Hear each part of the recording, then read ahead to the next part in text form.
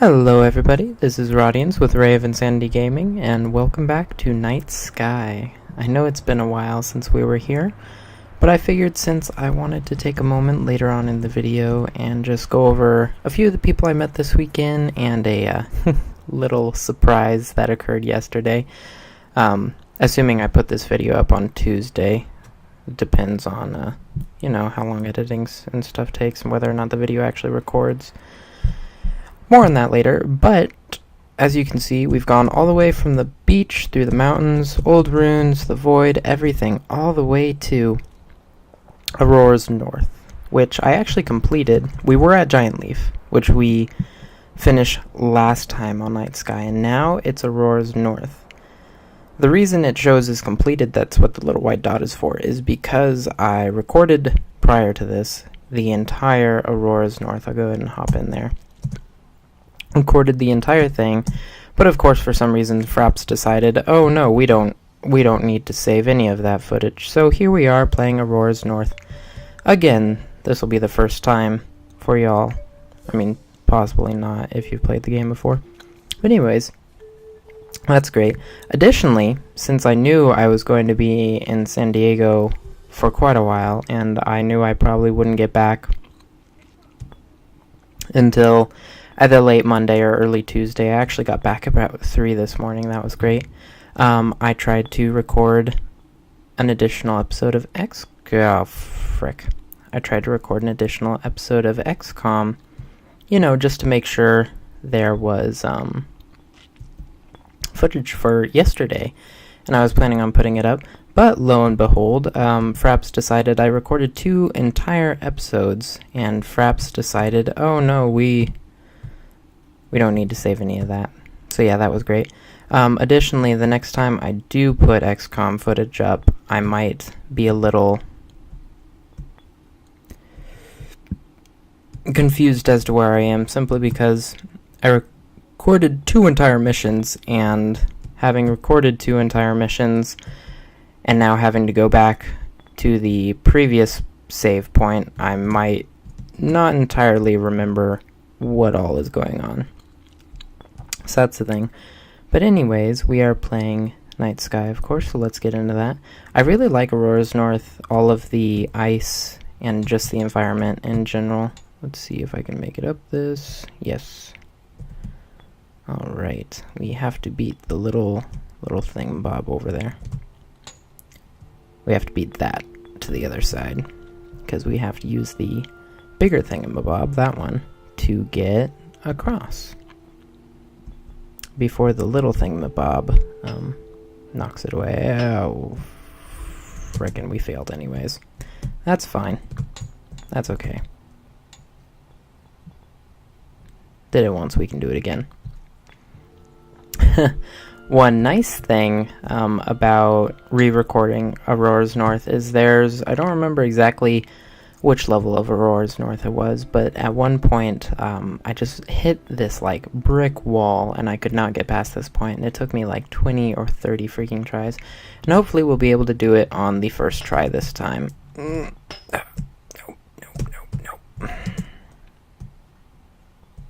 It wasn't this, but hey, this one might turn into a 20 or 30 try or 30 attempt level if I don't stop mucking up here. Yep.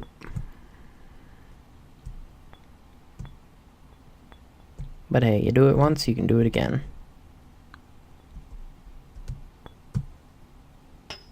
There we go. I was just being too timid about it. I think I might have done that too early. Yeah, I did.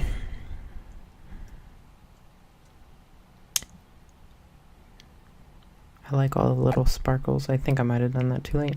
I like all of the little sparkles in the ice here in Aurora's North.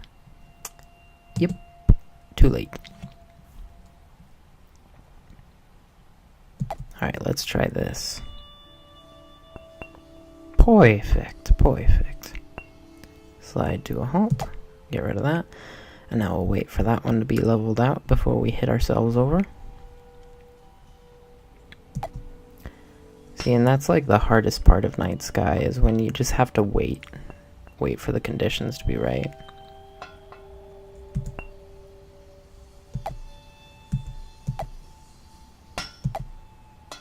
go. Oh, not quite.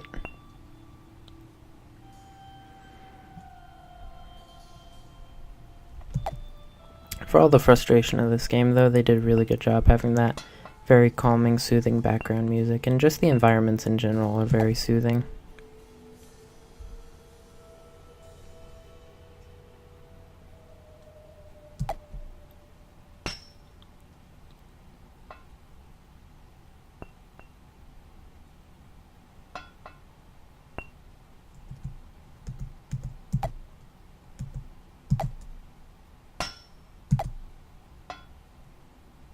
Up and over. Very good. We do not have speed, but we do have our ability to stop ourselves. Or, well, slow ourselves down, as the case may be. Up and over.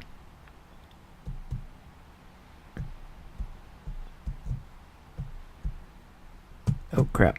Crap. Yeah, I mucked that up.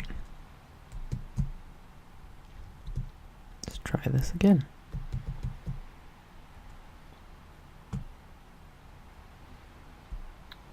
The thing about Aurora's North is all of the slightly opaque environment is actually ice. So you can't just straight up stop yourself on it because there's a lack of friction. So when you get somewhere, you best not be going down until you know it's the opportune moment. Like right here should be okay. There's friction on this, so even if it's on a downward grade, we can hold ourselves on it. Up and over.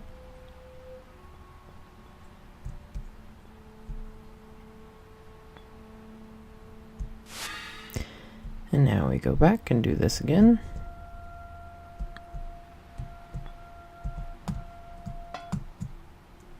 There we go. Through the doorway.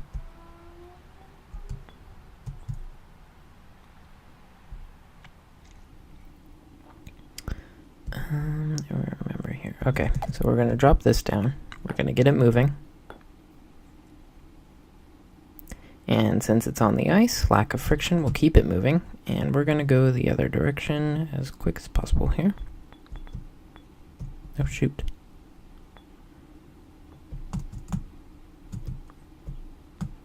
And then sidle on down.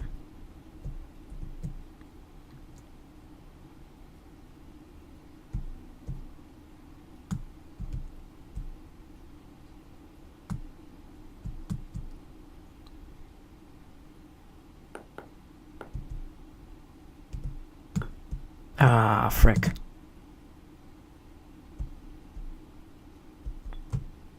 Almost had it.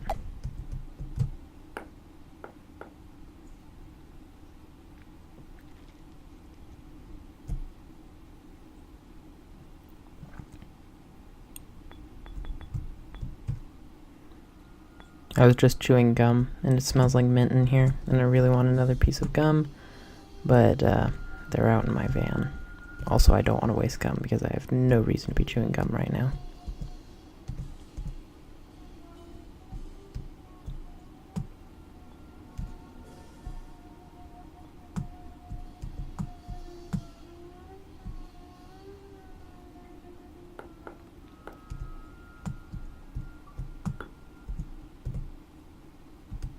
And there we go. Seems okay. I see what we have to do. So get that moving, and then run back up.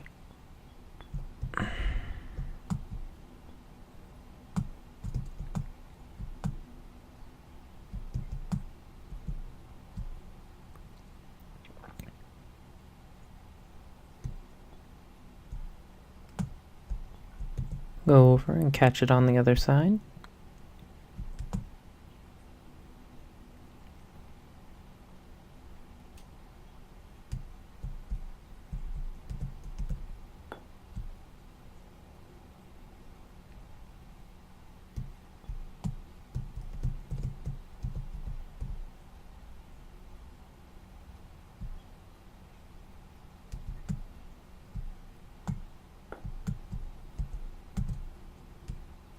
And there we go. Ah, frick. I got overexcited and screwed myself on that. I may or may not, but since I will be going over a few things at the end of this video, I know NightSky isn't everybody's cup of tea here, so I might go ahead and down in the description below leave a time mark as to when you can just skip through all the play stuff and just go to the very end. But at the same time, I really would very much enjoy if you were all watching the entirety of my videos, but I completely understand. NightSky is a much slower game. It's very calming, but for YouTube purposes, it isn't exactly stimulating. And there's not a lot that I can talk about not a lot I can talk about in game. He looks really sad.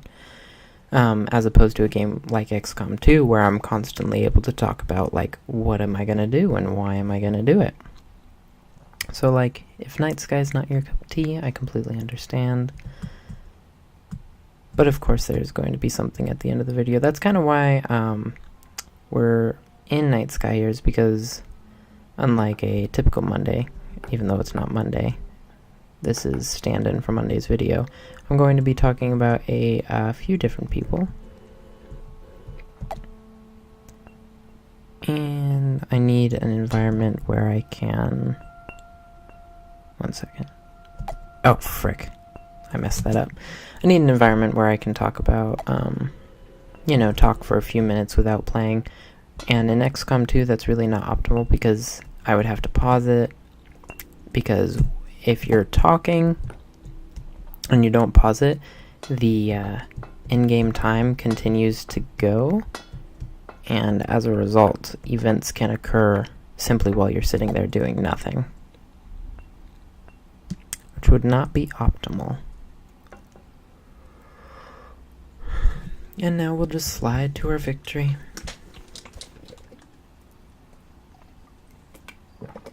I really hope Fraps is actually recording this. It would suck to play through this a third time.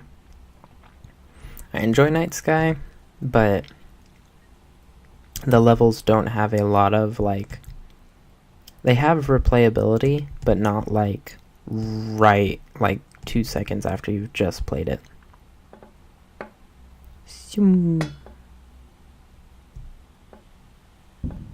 I love the sound the balloon makes when it hits something. I also love the graphics on these trees. I just like NightSky in general. It's a really relaxing game. Alright, nothing hidden in there. Up and over. Whoosh.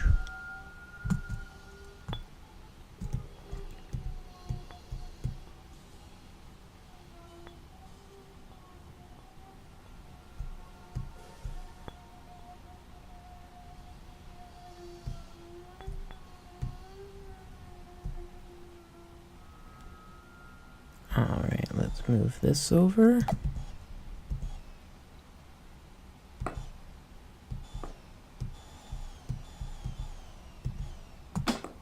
Probably my favorite levels are the ones with either the flying machines or vehicles. It's a nice change of pace, and they're just really enjoyable to manipulate and maneuver.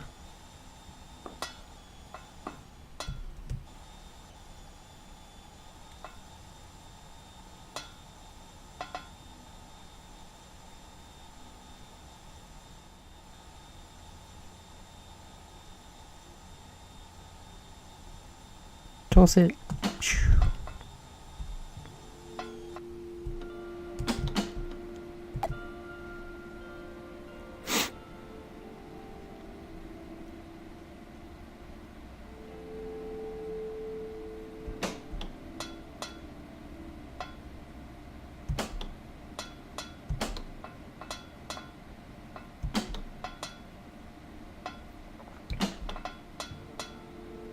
One nice thing, though, about recording a NightSky level multiple times in a row is that you have some knowledge of the levels themselves, and it makes it a lot easier to play through it more smoothly and more cleanly, and you just move through it faster and it makes more sense for a YouTube video. Let's drop that down on top of those. He looks angry. The other one looks sad, but he just looks angry. And away we fly.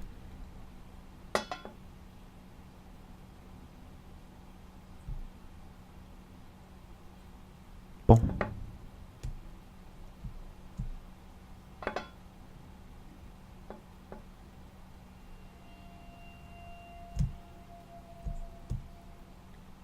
Give us a lift. Thank you. I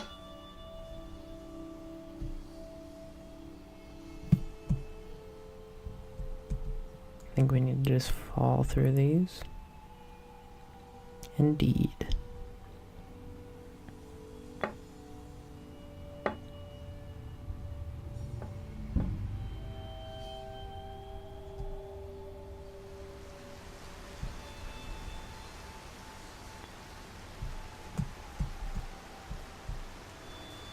Oh, no. That was close.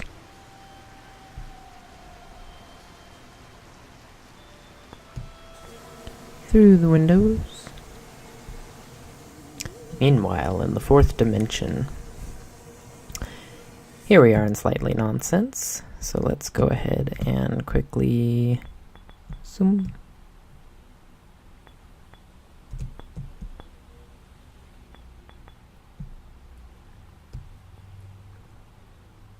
Nope. So much for quickly, eh?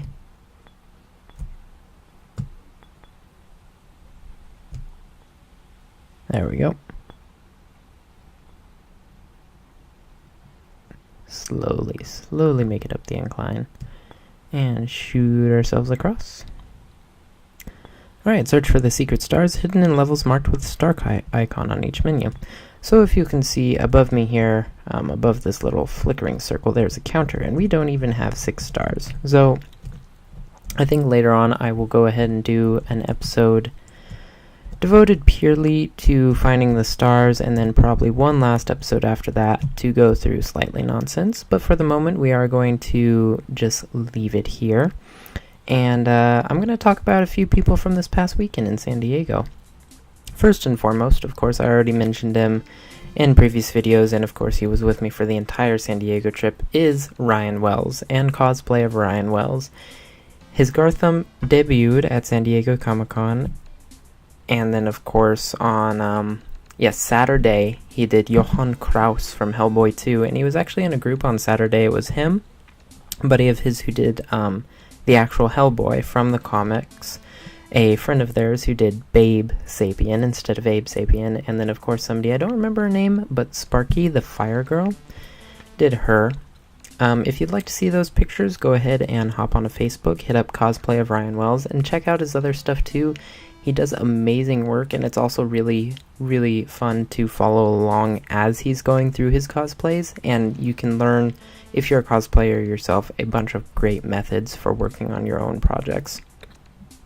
Secondly, let's see, who do we want to talk about next? Oh, Kevin Hearne. I got to meet Kevin Hearne, my absolute favorite author this weekend, and it was an amazing experience. What he's mainly known for is the Iron Druid Chronicles with Atticus O'Sullivan.